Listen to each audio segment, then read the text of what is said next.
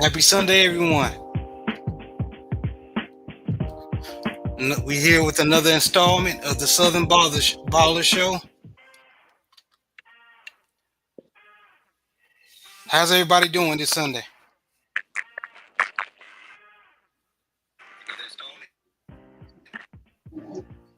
Bless, man. That's good. That's How good. y'all doing? Can't complain, man. Okay. 86 Ghost Brazil. He said, Happy Sunday. Got my food right here. I hear you. What up, D Weezy? Everything is good, brother. Thank you for stopping by.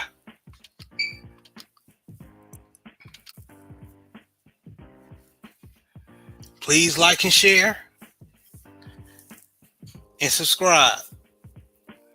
This is your first time listening. Also, I want to shout out to the mighty LDBC, the Lions Den boxing community. Appreciate all you brothers and sisters. Also, want to shout out 86 Goats Pazelle. Please subscribe to that brother channel. Uh, Shout out to Mike and his channel, The Road Podcast. All those brothers over there. Matter of fact, you know what I'm gonna start doing? I'm gonna start all those brothers, and I'm gonna have the link of their channels in my description box. I think I'm gonna start doing that. No, I am gonna start doing that. Lunch break hot take. Yeah, lunch break hot take.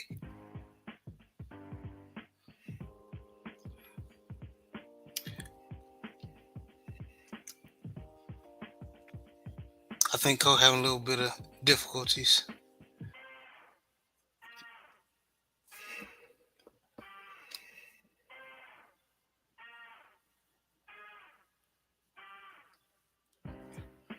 Yeah, sure.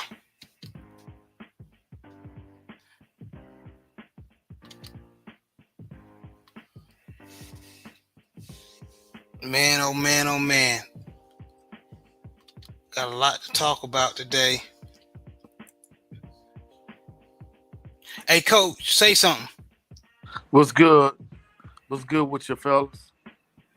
All right, bet. What's up, Kinda coach? clear.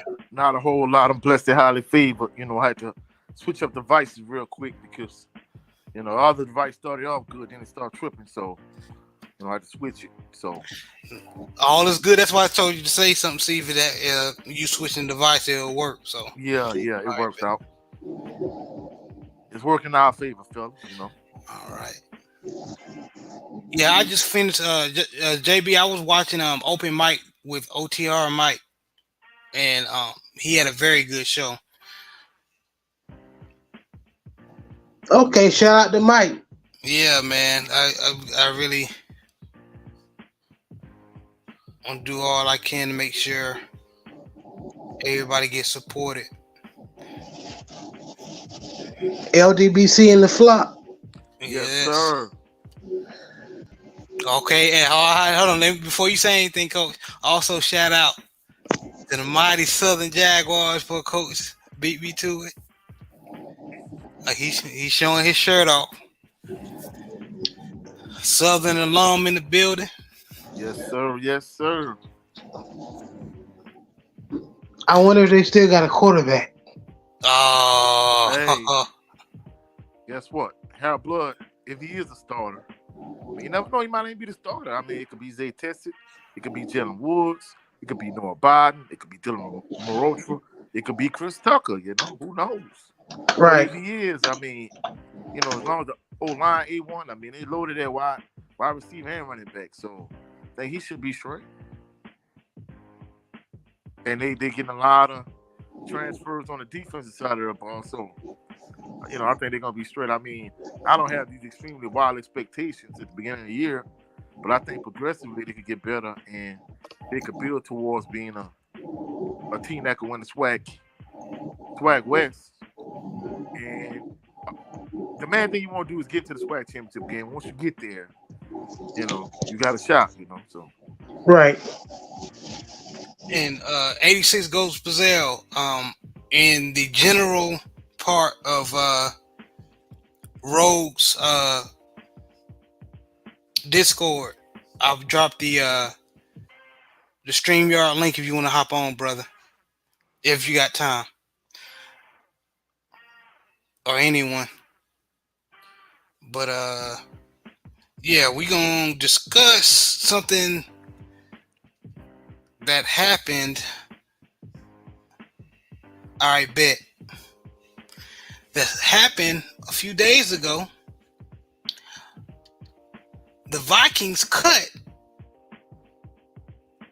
all-pro running back, franchise running back Dalvin Cook. And the question that I want to present to everybody is: the running back position no longer valued? Is the running back position no longer valued? Again, so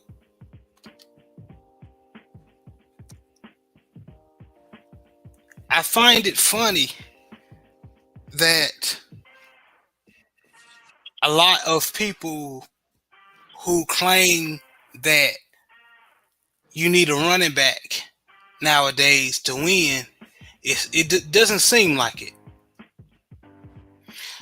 JB, you remember we were on Coaches Live, and one of the guys that called in wanted to get rid of Lamar Jackson, and basically said we got a good running game.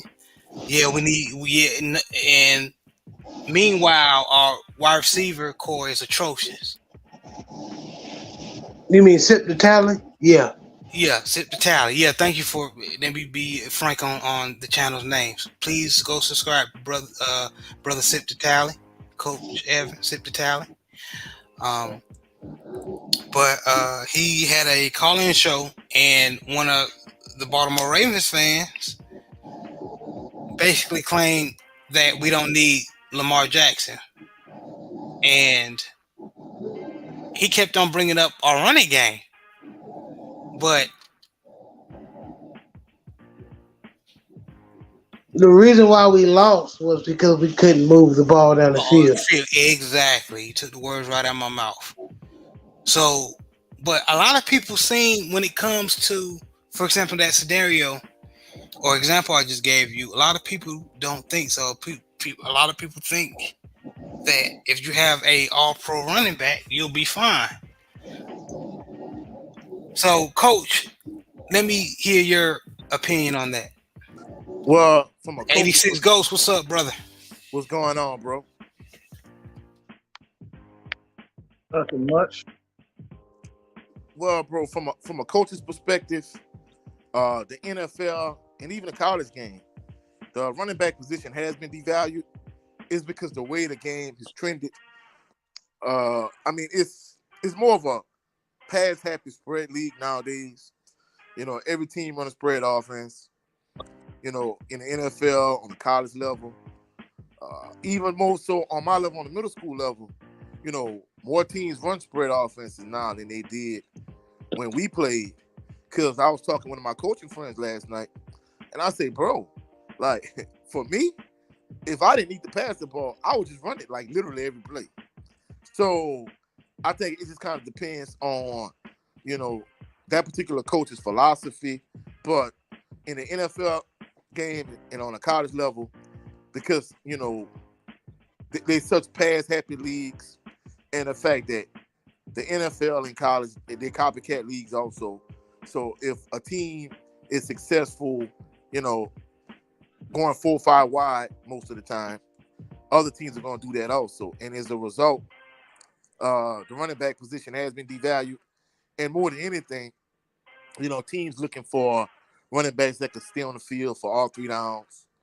And you have to be able to catch the ball out the backfield, nowadays, like a Alvin Kamara, Christian McCaffrey, one of those type of guys. If you are 5 yards in the cloud of dust type running back, and you can't catch the ball out the backfield, for a lot of these NFL teams, you have no value. Just kind of like from a defensive standpoint, at one point, you wanted a big, strong defensive tackle like a Sam Adams, Tony Siragusa, one of those type of guys. But the league has trended away from that. They need guys that could rush the passer and that could be on the field all three downs. Like an Aaron Donald type. So it's more the way the game is played. Just like the NBA, it's a different game in the NFL. It's a pass-happy league. Teams want to score a lot of points, and the running back position has been devalued because it's more of a passing league. And even if you do have a running back like you and I were talking behind the scenes earlier, you want a multi-dimensional running back that could block if necessary, that you could throw the ball to out the backfield, and if you could do a variety of different things like return punts, return kicks, that's even more of an asset. Like a Dave Meggett type. It just kind of go to show you how Dave Meggett, he just kind of played in the wrong era. Had he played in this era now, he probably would be one of the top running backs in the NFL. I agree. Same thing for Marshall Faulk. He already a Hall of Famer, but I think he would have ate. Well, yeah, I mean, even more. I'm gonna be honest with you. Marshall Faulk did it, so I think no matter whatever you put him in, he was gonna be good. But like you said, he probably would have been more valued in this day and age. But he was that guy anyway. Very good take. Very good take. Living Big with Big Red said, yeah, they stopped valuing running backs long ago. It's one of the most positions that's easily replaced now. D. Weezy said running back is valued a lot less than in previous years. The focus on the quarterback position now is the exact same outlook teams had about running back in the 90s. Yep, that's true. Oh, yeah, and one thing I didn't point out too, bro, I mean the fact that the shelf life of running back is not that long in the NFL. So once you get to your 30s, like you and I were talking about on Madden, once you hit that 30-year-old mark, bro, your overall rate start declining real quick. So that's why teams try to get running backs on rookie deals, and once they get to a certain point, they cut them or they shipping them out. They're looking for the next young stud that can catch the ball out the backfield. Good take. D. Weezy said linebacker is another position that has changed as offenses have moved into the passing age, getting away from running the ball. Hey, 86 Ghost, how them crab cakes? Well, turn out. The wife said I did good, so they good. All right, bet. That's all that matters. If the wifey like them, that's all that matters, man. But 86 Ghost, what do you think about the running back position no longer being what it was in previous years, like we've been discussing? No, it's not devalued. To devalue something is to reduce or underestimate the value. Now, are running backs themselves devalued? Yes. The position? No, because you're still getting running backs doing 1,700 yards. I mean, if you let them run a while like Derrick Henry, you get 1,600 yards out of a running back. So it's not devalued. Teams know having a good running back is important, but they also know that they can get rid of a running back they have and find another one for a cheaper price or through the draft and get that same production. Back in the day, you had 6 or 7 top backs that would give you 14 to 1,500 yards or more. Now, almost half the league can do that. So wouldn't that mean that it'd still be devalued? No, devalue is to underestimate the value of having a good running back. Most of these teams have 1 or 2 good running backs because they know if you fall off and you're down like we were 2 years ago to the running back we had, you're going to be trashed. They don't value the Singletary person like they used to. Gotcha. Okay. That position be a position of power. So basically what 86 Ghost is saying, they don't care if you the Ray Rice or the Jerome Bettis or whatever, like they did value a couple of years ago, but the running back position itself is value, not devalue. But the individual itself, they can move on from that. So good take. No, I agree with what he's saying, but I think the question you asking and what he's saying, the context is a little bit different. I think the way you framed it is you talking about the bell cow feature back that can run the ball 20, 30, 40 times a game. That guy isn't as prevalent as it was like in the 80s and 90s. What he's saying is the overall position hasn't been devalued. But I think y'all both, I agree with both of y'all saying, but y'all saying two different things if you understand what I'm saying. I think what you were saying, what your initial question was, bro, in terms of the running back position being devalued, I think it has been from a standpoint. He's right where there's more running backs that could do that. But in terms of, just having that one bell cow feature back like a Earl Campbell that could run the ball 30 and 40 times a game, those guys, no longer exist. But like he was saying, the overall position hasn't been devalued. But, I think y'all just kind of saying the same thing. Y'all just kind of phrasing it. And I think the question you asking, what he answered is two different things, Well, I mean, the position, they know they need the position. They just know they don't need that one person. So it's like if you you need a car. But if you could get a $5,000 Lexus, you're not gonna pay $17,000 for a Toyota. I think what it is I think the individual believes they're not valued like Dalvin Cook based on what he's being paid. I think that's the issue. Is what like a couple of years ago, what happened with Ezekiel Elliott. How it took the Cowboys a while to get his deal done. And, in fairness to the Cowboys, after he got paid, he didn't really do nothing much. So I think the question is, or the answer, and I like everybody's answer, but I think what Jared is getting at is being valued by money, by pay. Oh yeah, if it's valued by pay, no, they don't value the running back. Little bit, yeah. Because if you're performing well, if you're that bell cow running back, like Coach was saying, then yeah, you think you will want that pay. But like 86 was saying, as far as individual, they're not.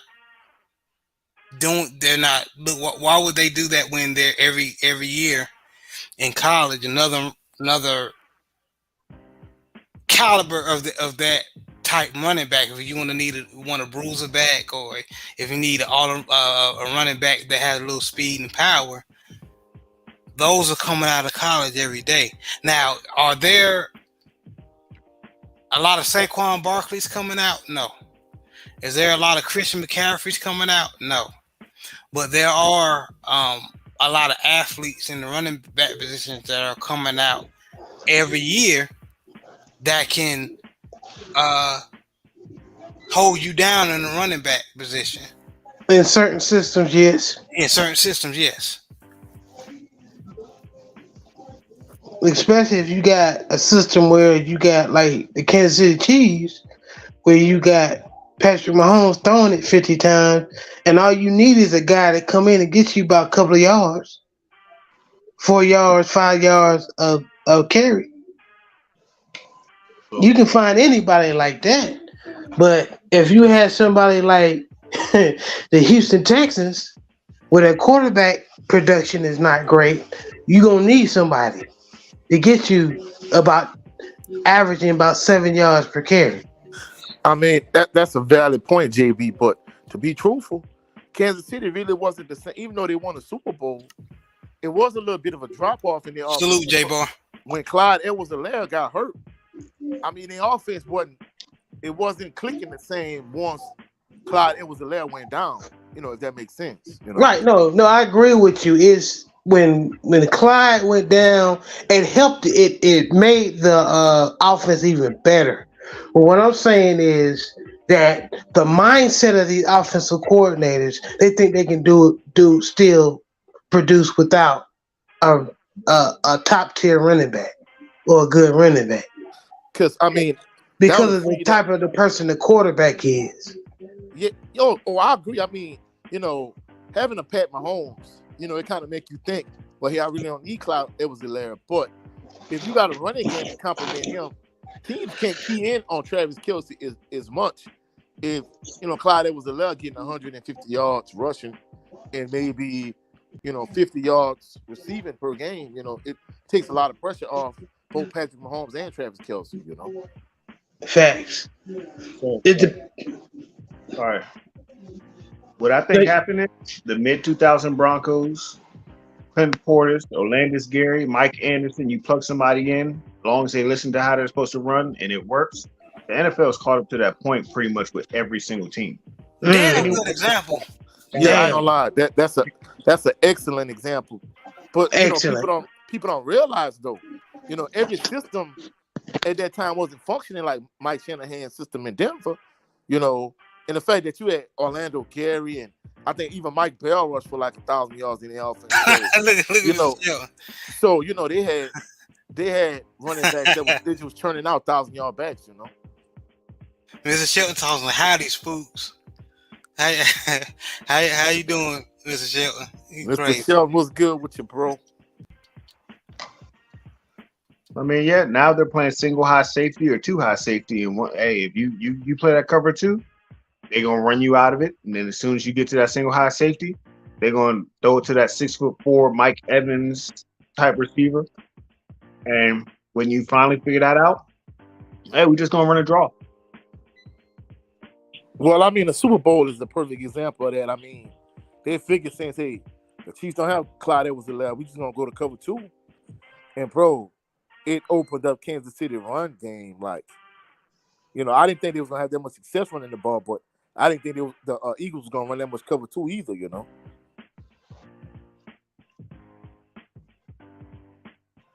And let's look at the example at 86 Ghost just said about the 2000 Broncos when they had Mike Anderson, Clinton Portis, Orlandis Gary, right? Look at the Titans this year. They ain't have no quarterback play. They were just leaning try to lean their offense all on Derrick Henry. Tannehill was inconsistent.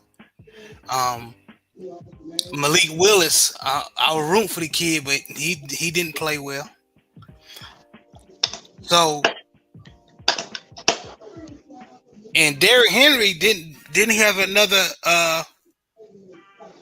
1,000-yard year last year. Correct me if I'm wrong.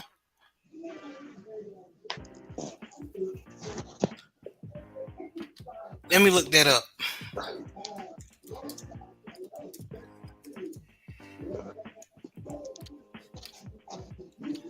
all I know, when Tannehill went down, he had 1,538.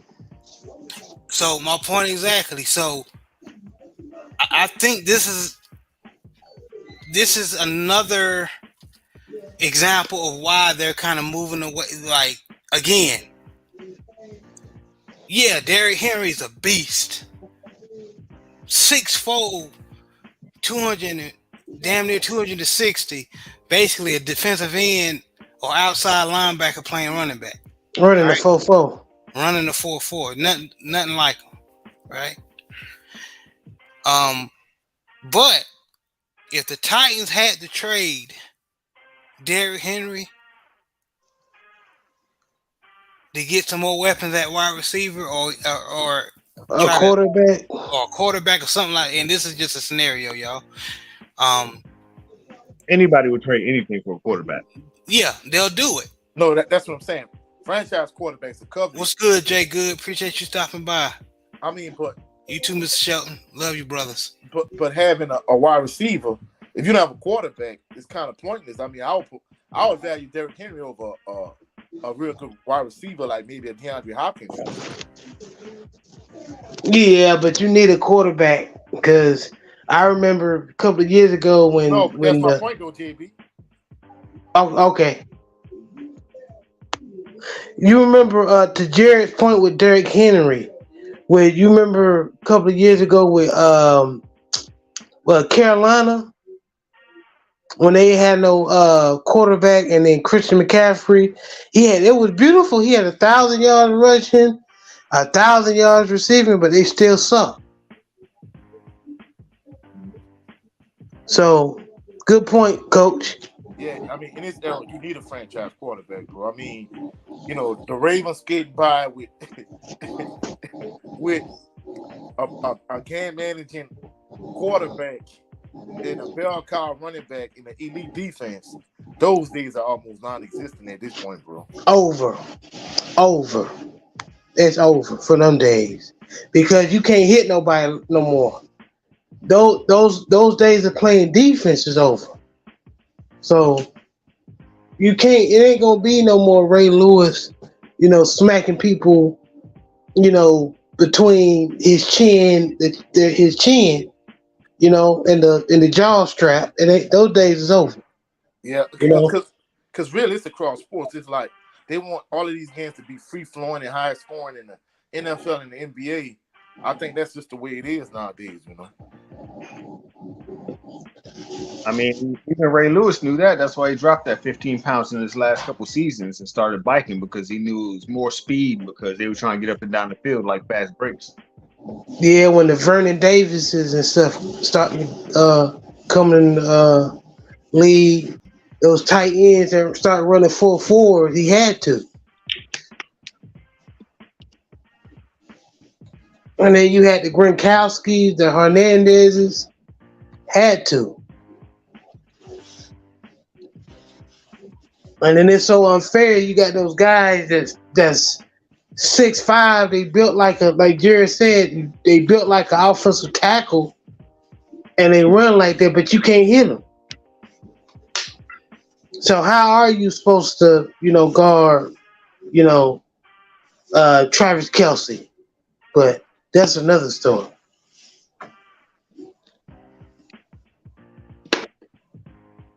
Actually, yeah, Derrick Henry's 40-yard was 4.54. 4.54, and he's faster when he get in open field. Right. When he's already at a head of steam, yeah, you might as well drop that to a 4.35 or something. Facts. Yeah, not only that, but somebody his size and his strength. I mean, do you actually want to get in front of him? If you're a DB or you're a safety, man. I'm gonna hit him from the that back left corner. I was just going to him like a spider monkey, try and trip his knees. Oh yeah. I mean, that was always my thing. When I was at Assumption, we had this all-state running back named Brad Hill. He did it on the Grambling. Man, she get a full hit of steam. I just was trying to undercut him every time. I was not trying to hit him up high. Well, I think they took that out of the NFL now. You can't. Is it just offensive linemen or some positions, situations where you offensive lineman and defensive lineman too?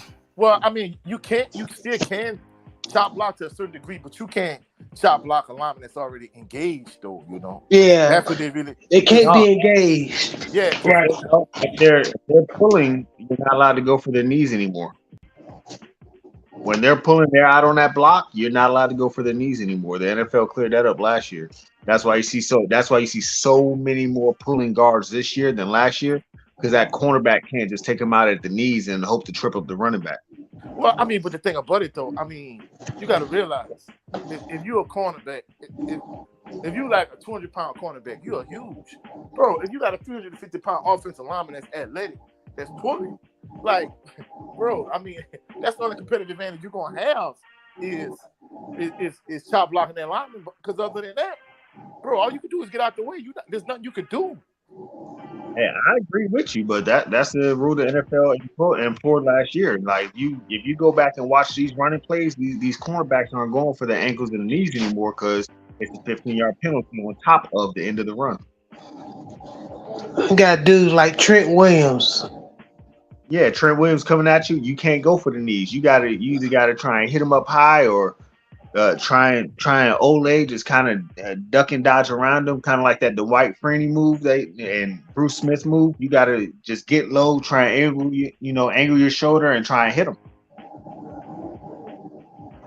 And a lot of times that don't work because most of the offensive linemen starting to run like 4.6, 4-5. Yeah, these guys are so Quickness. athletic nowadays, you know. If you look at the stat for how many more pulling in the run game, how many more pulling linemen that there were this year versus last year, you'll see why. I So mean, that's an excellent point, but you do also have to factor in the fact that, you know, a lot of these spread teams, you know, they run a lot of power. So, you know, you're going to get a, you know, just say you got, well, Cam Newton is no longer in the NFL, not at this point anyway, but just say you got Lamar Jackson and you running some type of power, some read option or RPO, you know, zone read, more than likely you probably want an offensive lineman pulling to get out in front of him, you know. That was a whole offensive competitive advantage. If you can get your lineman one-on-one with the cornerback, you can probably take the cornerback out and then go up to the linebacker. Scrape to the next level. Yeah, they can no longer take them knees out to try and, you know, mess up the play coming around the corner. It's kind of like the that kickoff rule where you can't have three guys bunched up. Yeah, you can no longer run a wedge. Yeah, wedge. Yeah, because in fact, even on the middle school level, bro, like, you know, our thing was when I was in school, we used to like to try to set up a wedge, but, you know, they kind of, even on the middle school level, they want you to kind of do away with that. But, you know, you got so many good kick returners in middle school. You know, a lot of these teams just try to squib kick a kick onside anyway, you know what I'm saying?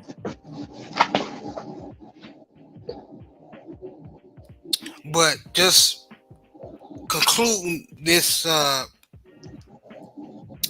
topic. So basically, it's not like, so everybody agree what 86 Goat said. Basically, it's not the position, the running back position that's devalued. It's basically the individual.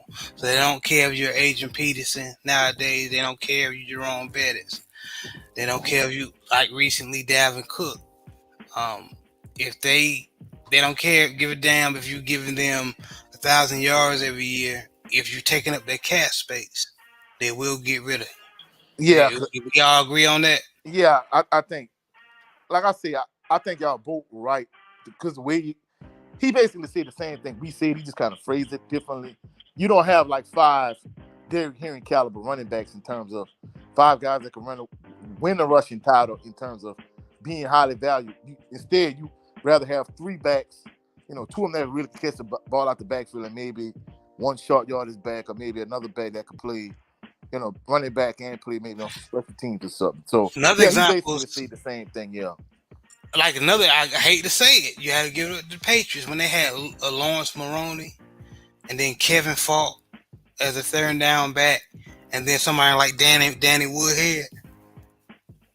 Yeah, I mean, you know, of course, I know you're gonna say I'm a homer for bringing it up, but I mean, even like the Saints when they had like maybe a Pierre Thomas that was kind of every. Oh, I love that. I love y'all that 3 y'all had Pierre Thomas, yeah, Chris Ivory, and Reggie Bush, or maybe Darren Sproles, and Alvin Kamara kind of took that Reggie Bush, Darren Sproles type role. So, you know, it's more of a 3-headed monster type thing. Whereas, like you say in the 90s, you had that one bell cow that you were gonna get about 25, you know, 35 times a game, like maybe like a Dorsey Levens type for the Packers. You know, that's really what teams were looking at. Whereas those guys, you know, maybe for the exception of Derrick Henry, you don't have too many of those guys in the NFL anymore. You know? Or Frank Gore, somebody like that. Yeah. All right. And here's another the next question I got for you guys. Are all-around backs the new norm? So again, if you don't know what an all-around back is, you can put these guys at kick return, punt return, at wide receiver.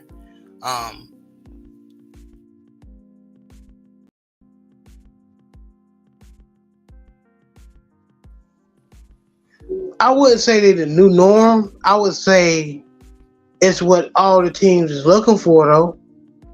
They're nice to have, but I don't know about they're the new norm. And y'all see I got Marshall Faulk in the middle. In my opinion, he was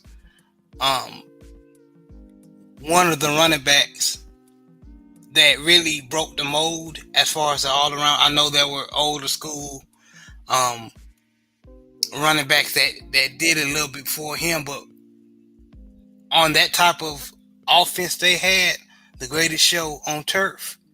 His playing style just matched up beautifully with their offense. So now a lot of teams are doing that now. A lot of 49ers, the Chiefs.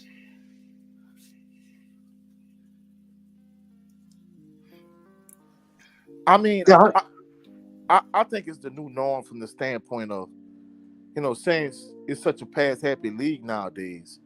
You need backs that are more versatile, backs that could block, but more than anything, a back that could both run between the tackles and catch the ball out the backfield. So, I think Alvin Kamara, Marshall Faulk, and Christian McCaffrey, that's kind of on the high end.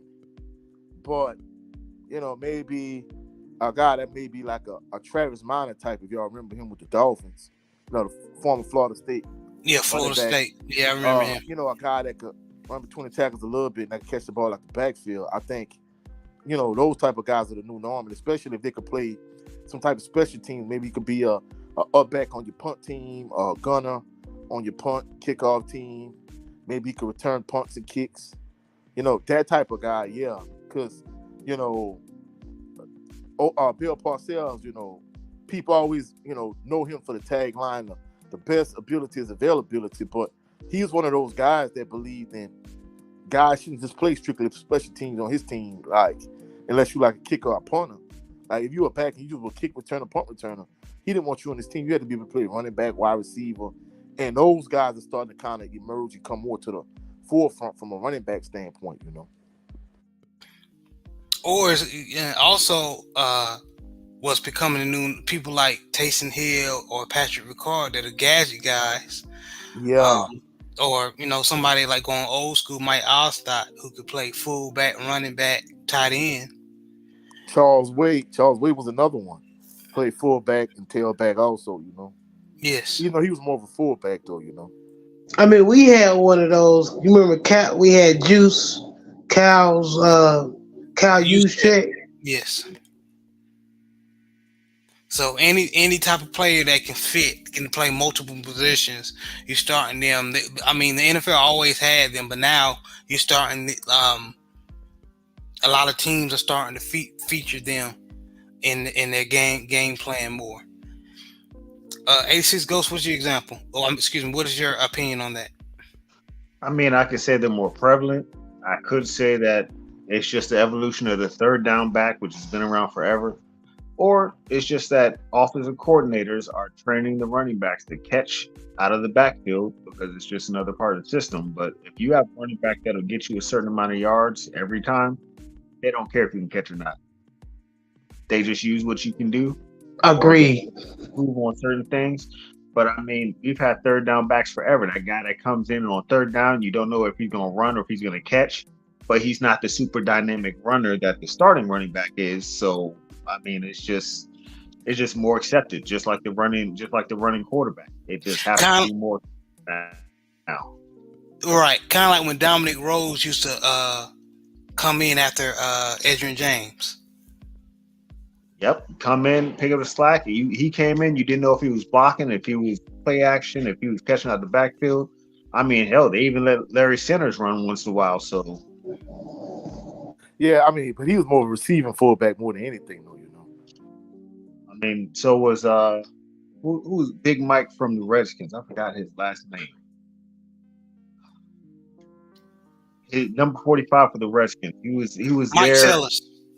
Big Mike Sellers. He was the same thing. He was a fullback.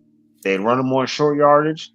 They'd have him, sometimes they'd have him catch out of the backfield. Sometimes, when that linebacker came in, he met him in the hole and laid him out so that the quarterback had a couple more seconds. So, I mean, it's different skills, it's different uses. It just depends on the actual offensive coordinator because you have guys who can catch out of the backfield and the offensive coordinator would be like either you're running or you're blocking.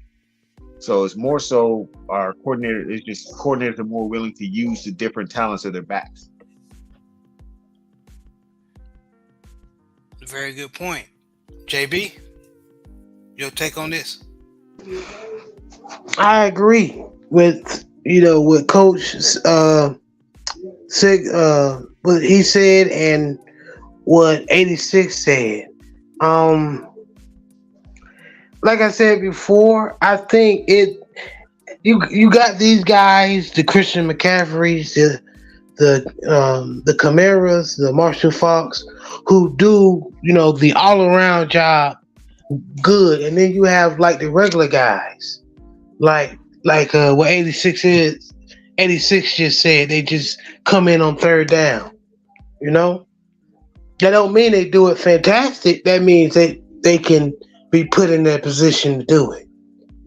So, I mean, is it the new norm? I mean, this is. I mean, like I said before, it's what they're looking for. I don't know if there's a new norm because it's not. Not everybody got a Christian McCaffrey. You know what I'm saying? Well, like Coach said, they don't have to be the star power Chris McCaffrey, but like 86 said, if they can just do their job, and then it's a plus if they know how to, if they a good kick returner, punt returner, you can put them in the slot. I understand. I'll give you an example. Baltimore in 06, right? We had Jamal Lewis. Our third down back that year in 06, 05, 06 was Mike Anderson. Now, Mike Anderson, could he catch the ball? Sure. But he wasn't great at it. You see what I'm saying? Yeah. Could you put him in that position? Yes. Sure.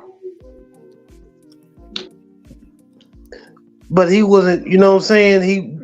He was, well, when we had him, he was washed, to be honest with you.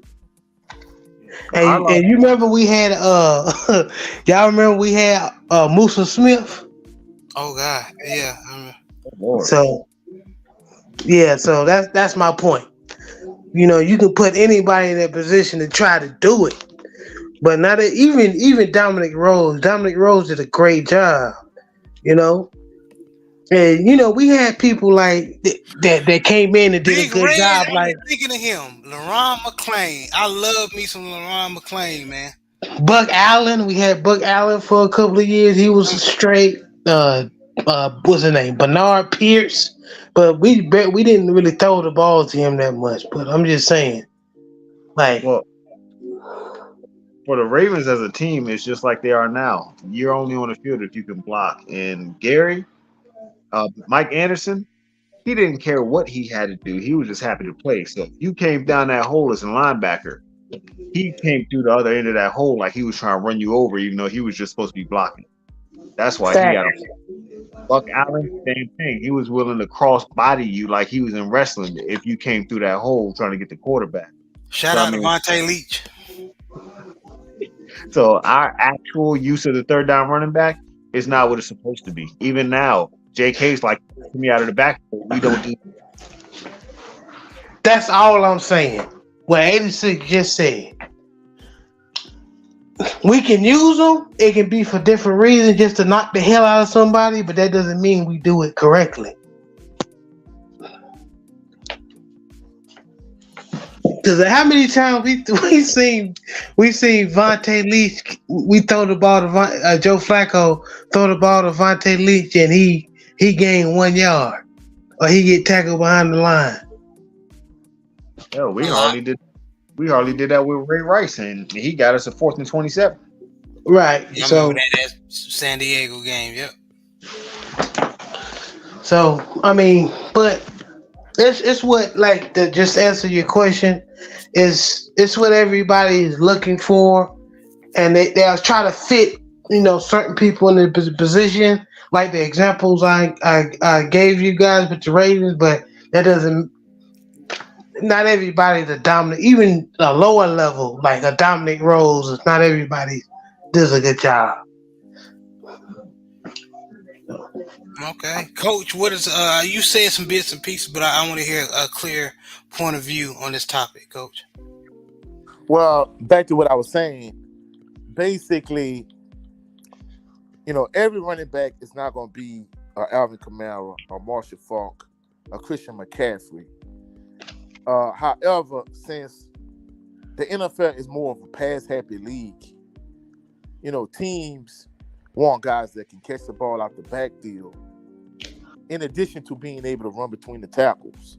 So, you know, on the lower end, you got a guy maybe like a Travis Minor, and on a higher end, you have a guy like a Alvin Kamara, a Marshall Faulk, a Christian McCaffrey, and then in the middle, you're gonna have like a Reggie Bush type guy that's a dynamic punt or kick returner, and that's an excellent route runner that can catch the ball out the backfield. But more than anything, you have more guys that are third down type back guys that can catch the ball and that can do a variety of things. So, the all-purpose type backs, they're more prevalent. And so that's why you have less of these Derrick Henry type guys.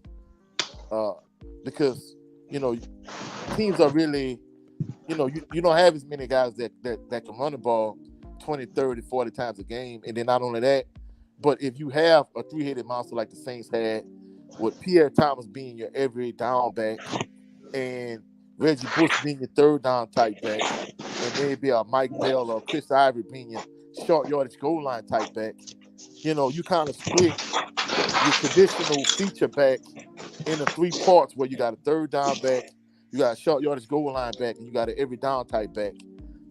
That's really what a lot of teams are trying to angle for, especially if you have a franchise type quarterback like a Patrick Mahomes, a Josh Allen, a Joe Burrow.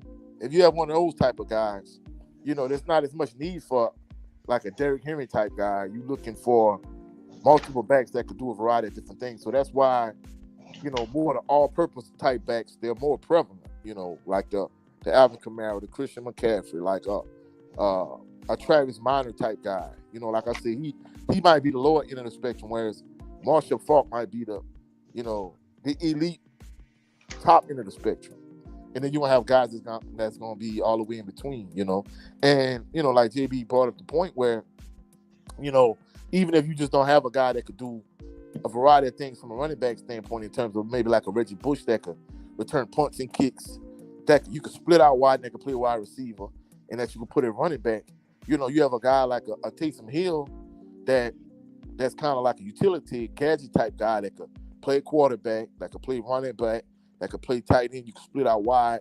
He could be a gunner on your punt team, and he could return a punt or a kick every now and again. So, those guys in the NFL, they're more prevalent. Even if you look at, the defensive type guys. Earlier I talked about how, from an offensive standpoint, the league is transition, and as a result, you just don't want a nose guard or three technique defensive tackle that, it's going to be just a run stop. They have to be like an Aaron Donald type guy that can stay on the field, all 3 downs and that can rush the passer. And the same thing kind of plays with your linebackers. You want a strong safety linebacker hybrid type guy, like maybe like a CJ Gardner-Johnson that could kind of play in the box, play out space. So the league has changed, from an offensive standpoint and a defensive standpoint. And I think as a result, the personnel that you have on these different teams, it kind of reflects.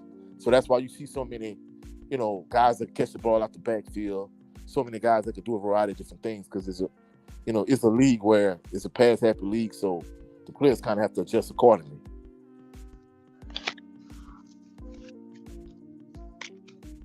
I think Coach said it right. They want a running back who can be Randy Moss on the outside. They want him to be Derrick Henry between the tackles. They want him to be Barry Sanders outside the tackles. Right. And then more than likely, like Coach said, they getting Travis Miners instead. Right. They want every player to be everything.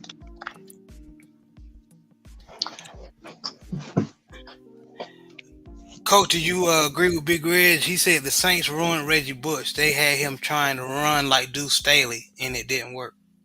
But no. The issue with Reggie Bush, from a Saints perspective, Reggie Bush played in the Pac-12, now it was the Pac-10 then. And Reggie Bush was so used to hitting a home run ball that every time, if you look at those, those Pac-10 games back in the day, Lindell White was your power back. That's gonna get you all the tough yards. And every time, Reggie Bush touched the ball, it was showtime. I don't care what type of play you ran, even if you ran a ISO lead or a dive or drop the middle. He might start off up the middle, and he was so much faster than everybody that he played against. He would bust it to the outside, and he would hit it up the sideline. But once he got to the NFL, every time he touched the ball, instead of him, there were so many instances of Saints fan, instead of him putting his head down and getting the 5 yards, Reggie Bush would retreat. He would stay at the line of scrimmage, and he would try to bust it outside. And it took him a long time to realize, like, dude, this is the NFL. You can't just outrun everybody. And when he finally did come to that realization, like, all right, hey, I'm gonna put my head down and just get the couple yards I could get. He tried to do that once he left the Saints and went to the Dolphins. Man, that damn near killed Reggie Bush. So, Reggie Bush is a feature back from the standpoint, like I was saying earlier. He's a dynamic punt returner, and he's somebody you could split out wide, and you could throw the ball to maybe 10 times a game, and maybe he could run the ball between 10 to 15 times a game, but he can't run the ball more than that. If you try to make him your traditional feature back like a Earl Campbell, like a Jim Brown, like a Adrian Peterson, man, that's gonna kill Reggie Bush. Even if he, at the time, even had he put on weight, that wasn't his game. Because even in college, Lindell White did all the heavy lifting, and Reggie Bush got all the long, exciting, highlight reel type runs. Yeah, the highlight runs. Yeah, and I mean, and the thing about it is, there was this other podcaster, he did swag, and he guess he a Saints fan, and he went to J State, so he had 2 channels. He had the State of the SWAC, and he had State of the Saints. I guess the SWAC channel wasn't doing enough for him, so he just kind of let that go by the wayside. But his primary bread and butter channel is the State of the Saints podcast. And even him, he was like, to him, Reggie Bush wasn't the feature back. But he said, Reggie Bush brought so much electricity. I disagree with him being, if he meant Reggie Bush is not your traditional feature back, I would agree with that standpoint. But Reggie Bush was electric in terms of you could split him outside. I mean, just think about it. He was a running back, and you split him out wide, and cornerbacks were back like 10, 15 yards off of him. I mean, that's how much they respected him as a wide receiver. And then I remember the one Monday night game they played against the Minnesota Vikings. He returned 2 punts for a touchdown, and then he returned like 2 other punts for a touchdown, and they both got called back. So every time he touched the ball, in terms of not being a traditional running back running in between the tackles, like if you got him out of space, man, he was a dynamic player. But the fact that he we just thought he was gonna be a Barry Sanders, Gale Sayers type. The league just it was unkind from the standpoint of, dude, you just can't outrun everybody to the edge and just hit it at the sideline. Like, you're not gonna outrun these NFL players. I don't care if you run a 4-2 flat. I mean, if you're a wide receiver, you make it get away with that, like maybe like a Tyreek Hill, because even if you look at Chris Johnson with the Titans, Chris Johnson didn't just try to outrun everybody. He had to be able to run between the tackles to a certain degree to get in the open field to outrun everybody. But Bush just was trying to get the ball and just, bounce it outside every play, and High school football. Yeah. And I'm not even gonna lie. I mean, even like middle school, like if you playing against a team that has a dynamic running back like a Reggie Bush type back, you could just toss left and toss right. He's just gonna run the defense, and even you could do that to a certain degree in college. But dude, there's no way you're gonna outrun, even a linebacker. Because I remember his first year when they went to the NFC Championship game, they lost to the Bears. And he got an open field, and Brian Urlacher was on him. Bro, he barely beat Brian Urlacher to the end zone. And he did the flip, and that just made Urlacher mad. And then, of course, later on in the game, they twisted his ankle intentionally. He didn't play the rest of the game. And when he did, he was kind of hobbled. But I'm like, dude, you can't just outrun everybody like that. Even a middle linebacker in the NFL, you're not just going to outrun him like that. And anytime teams that had, like, athletic, like, linebackers that could run from sideline to sideline, he struggled against those type of teams, I remember when Lito Shepherd knocked fire from him that one time. Yep. Hey, and guess what? Teams knew the scouting reports. Like, hey, if anything, If anything, you wanted to keep him in the box because you knew all he wanted to do was bounce it outside, and guess what? Man, they threw in the ball, and guess what? He tried to separate his head from his shoulders, literally. I will say that as far as talent, the talent was there for Reggie Bush, but I think Chris Johnson kind of was what everybody thought Reggie Bush would be in the league, in my opinion. Good point. No. I agree wholeheartedly, but like I said, I think the difference between Chris Johnson and Reggie Bush, Follow his blocks. yeah, he followed his blocks, but Chris Johnson just wasn't trying to get the ball, and as soon as he got it, he trying to bounce it outside and hit it up the sideline. Chris Johnson would get up the field and then he would bounce it. Whereas Reggie Bush, as soon as Reggie Bush, I remember this one play, Reggie Bush, he ran in the hole, he got like a yard. He could have got like 5 or 6 yards had he just run right up the field. Reggie Bush didn't do that. As soon as Reggie Bush had that yard, Reggie Bush trying to bounce it outside. And the linebacker was already had leverage on him. So instead of him getting up the field, then bouncing it outside, he tried to bounce it outside he was faster than the linebacker, but the linebacker had position on him. And the linebacker caught him as he was trying to get outside. And you know, me and my cousins used to talk about this all the time, like, bro, me, Rude Dog, and another one of our cousins. We like, man, this dude is trying to, literally every time he touches the ball, he's trying to hit a home run instead of just taking the double and the triples and even sometimes the singles. Like, you can't hit a home run every time. And like I said, once he finally did come to the realization, hey, in some instances, you got to put your head down and take what you could get. It's like he tried to prove a point when he got to Miami, and if anything, it almost killed him. You know, because he definitely got hurt that year, you know. What Reggie Bush needed was Joe Gibbs to protect him with that power toss with the fullback and that guard pulling. That's what he needed, and that's probably the only system he would have really survived in. Well, I mean, there were instances where, you know, the Saints tried to run power sweeps and those type of plays, but I mean, teams knew the scouting report. They knew if he come in the game, most of the time it's going to be a screen pass, it's going to be a draw, it's going to be some type of toss, and if you do run a ball up the field, just keep him inside the box and don't let him bounce it outside. So it got to a point where, you know, when he came in the game, unless you motion him out the backfield, because once he became a wide receiver, I mean, some of these running backs nowadays, they can catch the ball out the backfield, but they're still running backs that's catching the ball out the backfield.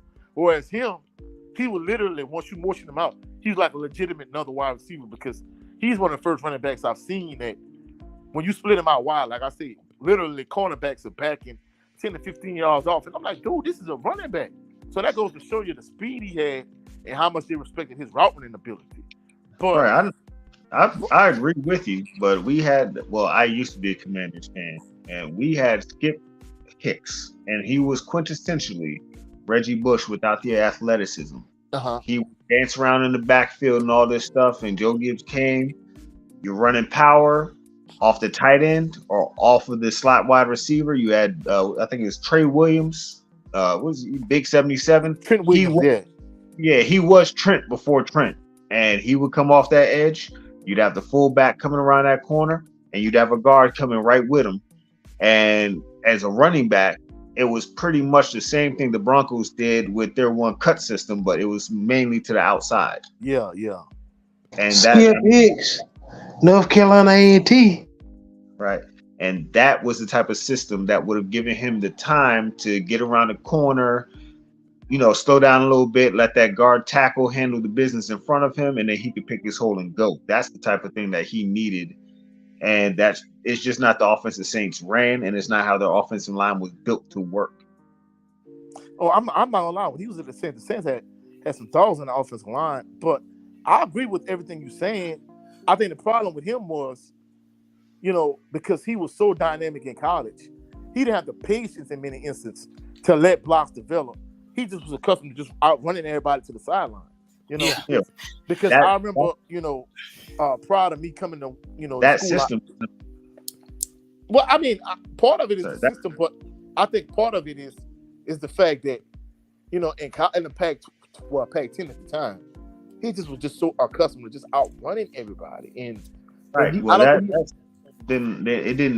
wouldn't have had a choice because he had to take a step left to then take a step right to let them guys get in front of him.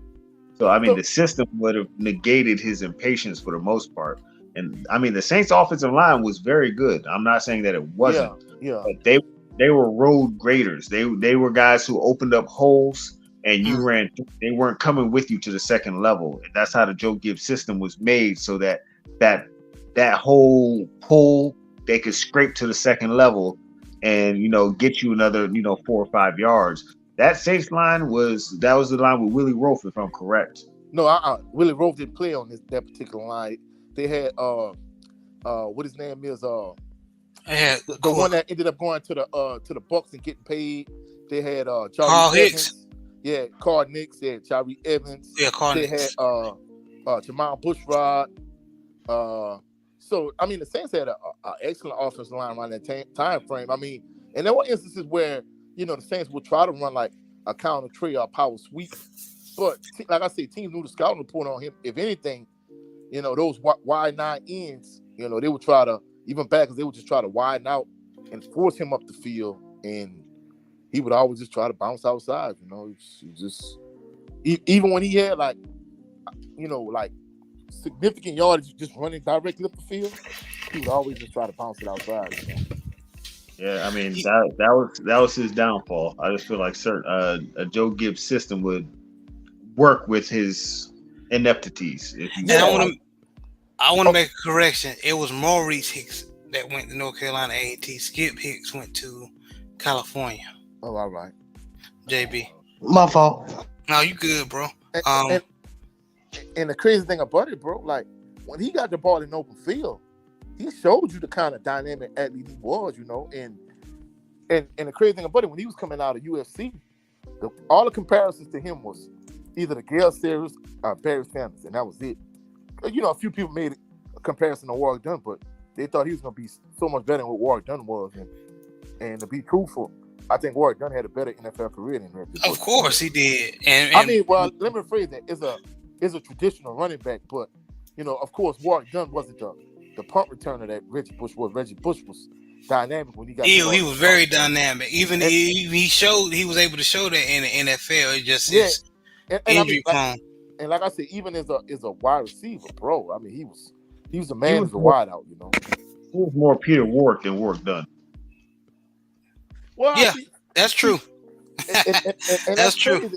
That's crazy because the wide receiver Peter Warrick wasn't at Florida State. It is ironic because what Anquan Bolden ended up becoming with the Ravens, I thought that's what Peter Warrick would have been, and Peter Warrick just kind of was a good punt returner, and that was it. He wasn't the wide receiver I thought he was going to be in the NFL, And I mean, it's a good comparison, but Reggie Bush was way faster than what Peter Warrick was, though, Crazy story about Peter Warrick is on that. What was that year that they won the championship in college?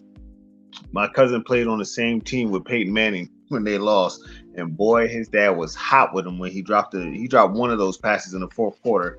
His dad ripped him a new. Wow. Wow.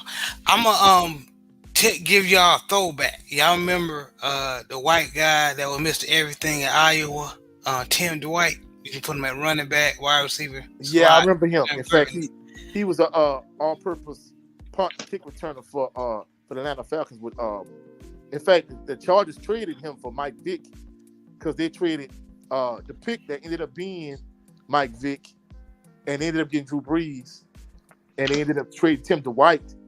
So I mean, realistically, at the time, I was like, man, the Falcons won that trade. But in hindsight, I think had they stuck with him, I think the Chargers would have won that trade, Yeah, but Tim Dwight was an injury prone, though.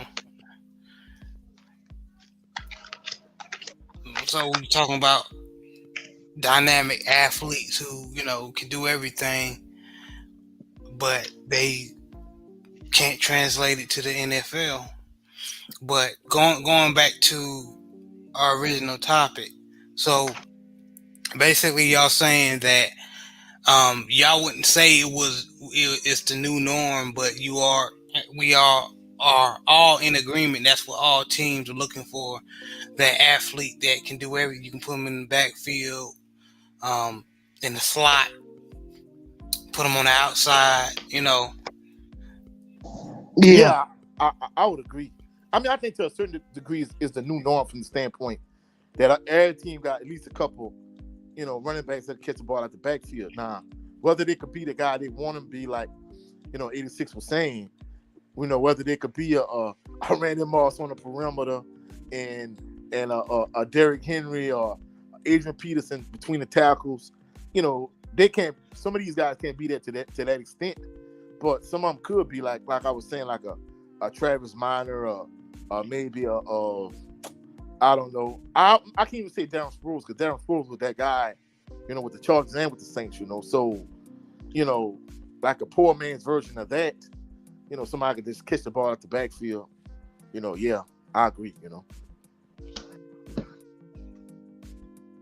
Another running back we forgot that could do everything low key was Edgerrin James. He had very good hands. Oh yeah. But of course, the way the coach ran the offense, he was such a man as a running back. I think the fact that he would get 500 yards receiving per year, I think that was overlooked because he was such a good running back. Very good running back.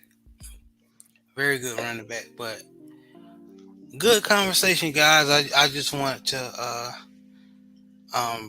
do a show on this and see, because you hear about the running back position not being valued, but I think we tackled it pretty good tonight.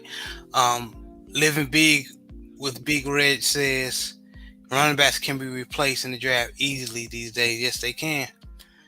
Yes, they can. Also, last question, guys. What team will be a perfect fit for Dalvin Cook? Now he's out of Minnesota. Anybody can answer. Bro, I'm going to be realistic.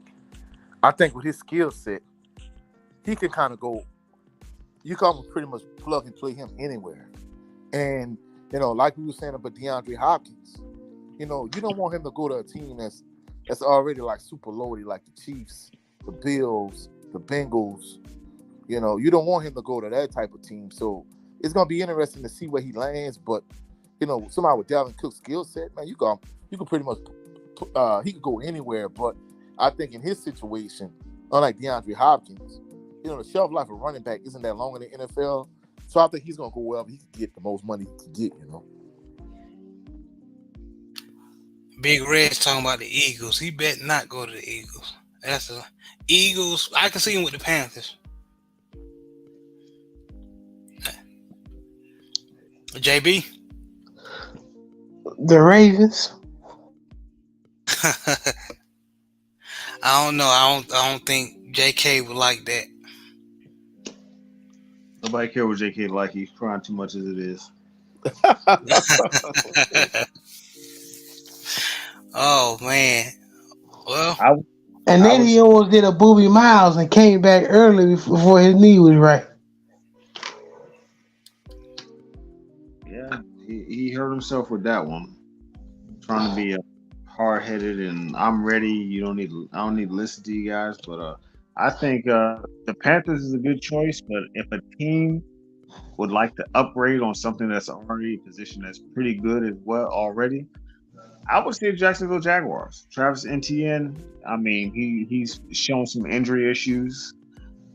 They could easily put Dalvin Cook in front, behind, or two-headed monster with him. You'd have two backs who could catch out the backfield or run where, in any direction that you need them to.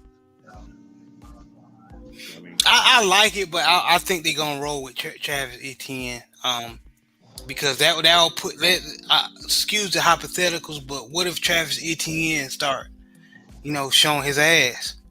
Then that put Dalvin Cook in an awkward position. Talking about for the Jags. Mm-hmm. If you got caught, you're in an awkward position already. No, they don't need no more running backs. They got that one boy, that Hardy, that tore our ass up last year. We couldn't tackle him worth shit. Well, that's why I said if the rich want to get richer and improve on the strength that they already have, that's how some teams think. Oh, we got this quality here. Okay, there's another guy. We're going to take him too just so we can have one. Well, I guess what you and Coach was saying earlier, everybody want that 3-4 headed monster. I guess so. Yeah, but with a feature back like Dalvin, I don't think he gonna share too many of them snaps. No, But He guys, ain't got too long, and go ahead, 86. yeah, he doesn't have too much longer at number one already because how old is he? 7. He's got another 2 years before they consider him too old to even care about. So you might as well go somewhere where you're trying to win a championship now. Don't wait until you're 32 talking about, oh, I'm gonna come join this team and we're gonna do something. No, I agree to 86, but I think He's he's gonna try to 27. he's gonna try to maximize the time he has left in terms of getting paid as much as he could. So I think he's probably gonna go wherever he can get the most money at this point. I don't know what team he better not go to. The Eagles, that's hard enough. But he better not go to the damn Chiefs. If they do something crazy like get rid of Clyde, Bro, they're Hilaire. not getting rid of Clyde. It was hilarious. I'm sorry, that's not gonna happen. and they got that Pasco boy too. So they do. Okay. Whew. All right. They do got that Pasco boy. I think they're gonna run with Pacheco no matter Pacheco, what. yeah, we talking about Pasco. Pacheco, that's his name. Yeah, But, because he had a huge Super Bowl, you know. yeah, but I think he's still gonna go somewhere where he's trying to win a championship because I mean his paydays are done. You're 27, you just got cut. He's looking for a big contract, but who's gonna give it to him? And let's stay on Pacheco. Wasn't he a 7th-round pick? And that falls into what all we were saying, even though we were saying different things, but saying it two different ways, but basically saying the same thing. He's not. Who wasn't drafted? He wasn't a number 1 pick. He wasn't technically a feature back, but you saw he was running like he was a feature back. So, I mean, like 86 Ghost Bank, he was the first one to say that it's not the running back position that is the value, it's the individual. So, a la Dalvin Cook, peace. We need to clear up some cap room. I had Dalvin Cook on my fantasy team, and what's that? Their second running back. I mean, he was getting just as many yards and everything as Dalvin Cook was, and sometimes he was getting more. So, I mean, they're talking about if they franchise J.K., he'll get like 12 to 15. They won't do that, but I mean, the next 3 guys that are below the top guys are only making $10 million a year. So, I mean, I don't know how much he can expect. You got rookies like Bijan Robinson, who's about to come in and basically kill the league if he just does what he's doing. And anybody who's around that JK range, hey, they talking Saquon might only get $12 to $13 million a year. damn. Right, and I don't think he's Saquon dynamic. Yes, he can catch out the backfield. Yes, he can run. But he was part of a whole entire, I think it was 3 of them that pretty much could do all the same thing on the Vikings. That's why they were willing to get rid of him, because they got 2 guys behind them putting up just as much work. And they got that old boy from North Carolina, Ty Chandler, sitting back there. So Yeah, he can't demand too much, and it's only so many teams willing to take him. And those teams that are willing to take him are teams that don't need him; they just want him. to be honest with you, God, I kind of get what Cook is coming from. No, not Cook, but I kind of understand why the Vikings let Cook go. JK, who we got if we get rid of him? Cause I don't think we're gonna keep Gus, and we let the boy we got the boy we drafted from Missouri. Batty, We let him go to the Broncos. we didn't let him. He told them that he wanted to cancel his contract. He left. Yeah, because was tired of sitting there on the practice squad. I remember that. Yeah, he left. I mean, we can keep Gus and we can run good. We can keep Justice Hill. We can run good, and we can still find an undrafted free agent or trade somebody a pick for a decent running back just in case. But I mean, as long as our offensive line is doing half their job, Gus is like Stephen Davis. He can fall forward for 3.7 yards a carry. That's all we really need. So just doing what we've been doing since we got rid of Ray Rice, because that's what we've been doing since we've got rid of Ray Rice, just getting people from the practice squad and drafting people and seeing how they work. So, all right, sounds good to me, especially if they got Lamar. So.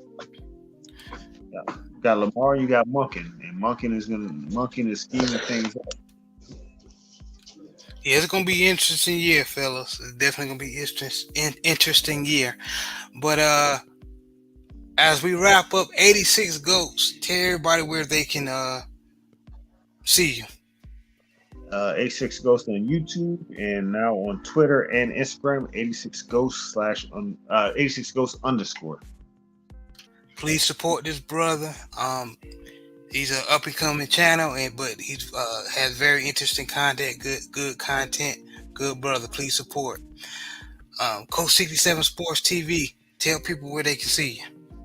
Right here on YouTube at Coach 67 Sports TV. In fact, Coach 67 Sports TV on all social media platforms, on Instagram, on Twitter, on TikTok, all at Coach 67 Sports TV. You can also catch me on my show, Value Sports Talk, on my channel, Coach 67 Sports TV on YouTube. Yesterday we talked about the Travis Rudolph situation in the finals and a variety of different sports topics, so you can catch me here. And of course, I'm pretty much one of the only content creators that's covering Southern University football exclusively on YouTube. So for all my swag fans, you can catch me there also. Yeah, please support the brother. There's nothing like him when it comes to talking about Southern Jaguars and SWAT talk. And I talk about the SWAT talk, but there's nobody touching them on YouTube as far as HBCU. So please go support this brother. Also support his Bayou Sports Talk. If you're a Louisiana fan, sports fan, he's that's the channel to go see. Please do so. But me and JB, in the meantime, will try to cook up something else for you guys to watch. God bless y'all. Enjoy the rest of your Sunday. Thank you guys so much for tuning in.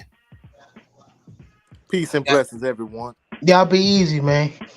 All right. Coach, I just found your channel. Bet. Thanks for stopping by, 86 Ghosts. Appreciate you, man.